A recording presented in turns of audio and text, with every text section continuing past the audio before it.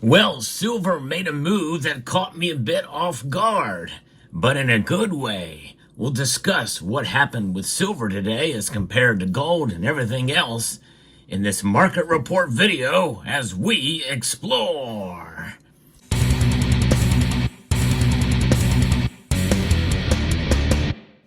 And a wild day for the markets, at least with silver today. It's up. It's up over 1%. And even though that's not a huge surge necessarily for a given day, it is a healthy recovery back well above $32 an ounce.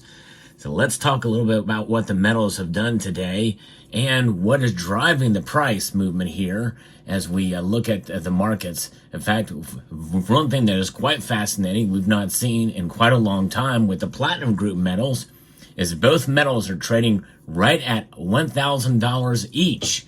1000. Yes, both of those metals. You don't see that very often, but they are indeed trading at $1,000 each. Gold is up above $2,900 again today with a little bit of a move up today, just slightly. Is at $29.01 moments before the markets close here. Silver's up 38 cents though to $32.24. That's a 1.18% increase. Now it did see a dip back, but it did do very well here as the day has progressed. It did get up to a high of $32.41. But you know, dips are going to be around the corner. We know they're coming. And even if you don't do the dips and you buy on a regular basis, you know, you dollar cost average. But to enhance your dollar cost averaging, you try to find the best deal out there. That's where my friends at Summit Metals come into play. So check out summitmetals.com with very competitive pricing, excellent service, and fast shipping. Now, what's happening today? Well, the metals actually fell, especially gold, had fallen earlier on strong U.S. inflation data. In other words, inflation is still running hot, according to the latest CPI numbers.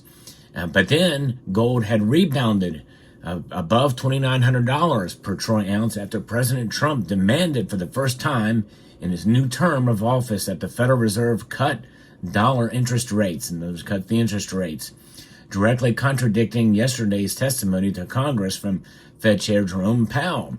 Interest rates should be lowered, tweeted Trump, something which would go hand in hand with the upcoming tariffs.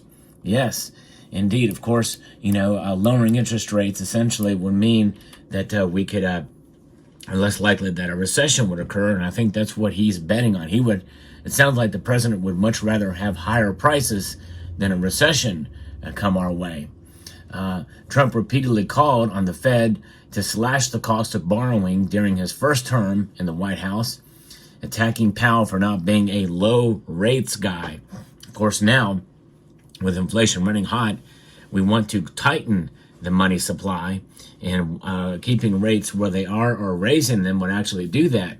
But of course, if that happens, gold and silver prices would essentially be lower and fall.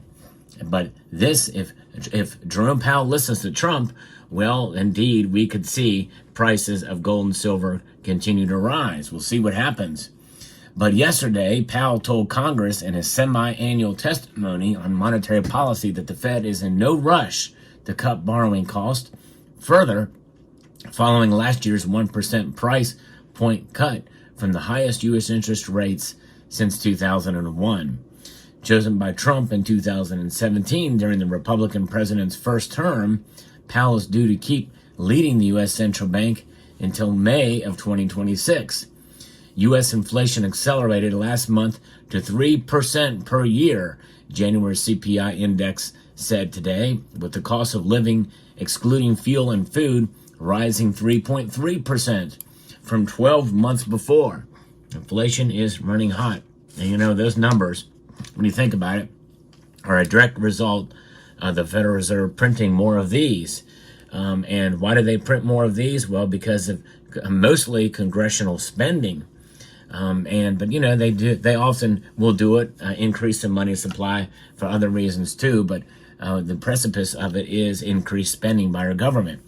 We're at $36.5 trillion and climbing, and they cannot cut fast enough. Doge is trying to do it, but nonetheless, there is a lot of spending going on in Washington, and it's too much. The government is too big.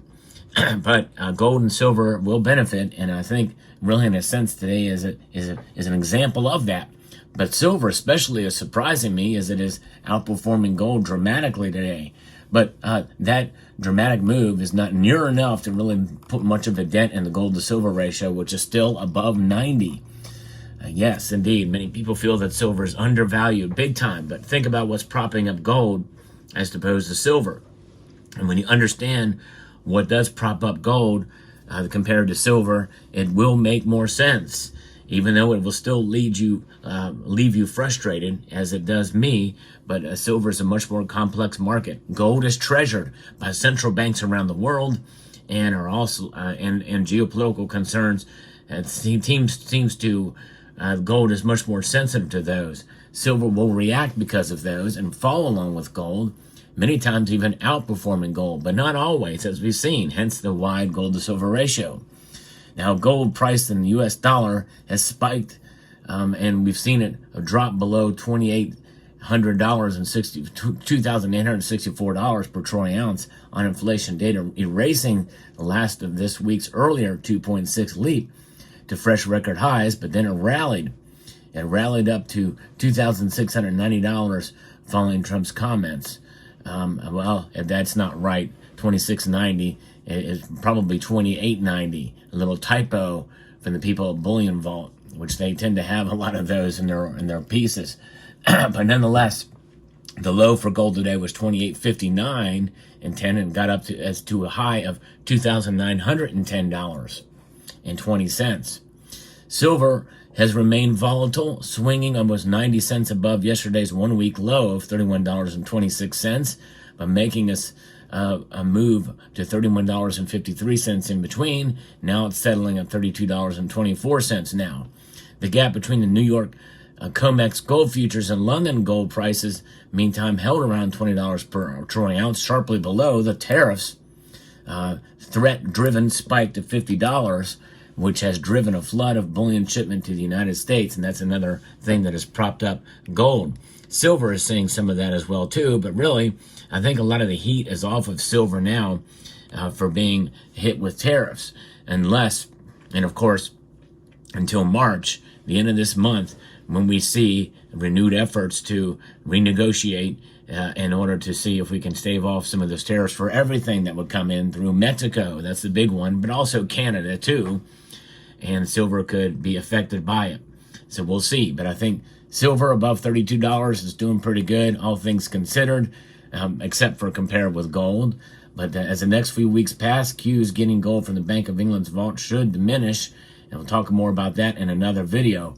But it's fascinating. So we'll see how this plays out.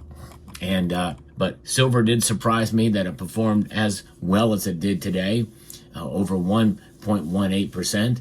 It makes you wonder if what else could be happening in the silver market, and people see this as an opportunity as compared to gold, and maybe even other commodities too.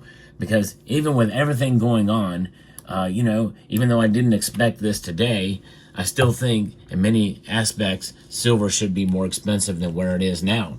Inflation running hot, silver reflecting that, I think, is a good sign that silver is going to do what it is going to do over the long course of time. And we're seeing, in a sense, that play out today with the silver's price going up, and maybe with the prospect of rate cuts, at least if Jerome Powell listens to what Trump is saying and demanding, or, we'll see. We'll see how that all plays out. But I continue to hold fast to the thought that, silver, the fundamentals for the metal remain strong. And these price movements that we see, that it is a very active and volatile market. And silver's price, I think, is going to stay in an area. I believe now, I doubt it, we're going to see it move much below $29 an ounce this year. I would be very surprised if everything is working against it if we see that happen. But it is a possibility. But I also think that my goal and my prediction for silver for $36 per troy ounce, I think, is still possible. Yes, I do believe we could see $36 a troy ounce this year. especially given some of the other factors that I've talked about recently in other videos, if they were to come to pass. So we'll see. But nonetheless, the silver, the value of it is something that we should appreciate for what it is and has been for thousands of years, which is why it's a good idea to hold it in the physical form. Savings outside of the system from which we find ourselves a part, which is often corrupted, manipulative, and everything else. The silver in and of itself, it exists only to shine and to tarnish and beautifully tone in many ways and to exist. So there you have it. Let me know what your thoughts are down in the comments section below. Hope you found this video informative, insightful, and educational. I'd like to extend a multitude of gratitude to each and every one of you for taking the time to watch and to encourage you to please rate, share, comment, and subscribe.